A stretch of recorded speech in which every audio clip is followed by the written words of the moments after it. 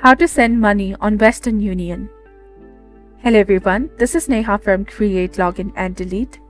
To initiate a money transfer through the Western Union, you must first navigate to the Western Union official website and locate and click on the registration option located in the upper right corner of the page, and then proceed to set up a personal profile by providing your first and the last name, email address, and selecting a password of your choice.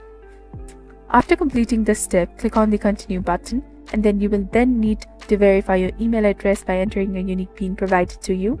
Once verified, select the recipient's country and specify the amount you wish to send.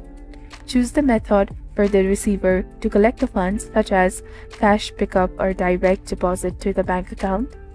Next, select your preferred payment option, for example, a debit card. Click on Continue and review and accept the terms and conditions.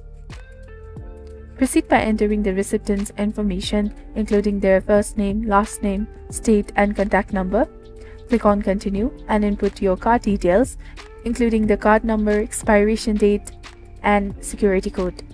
Provide your billing address and click on Continue to finalize the transaction. Review all the transfer details, including sending and receiving information, before scrolling down and clicking on Continue to confirm the transfer. You will then receive a confirmation of the successful transaction.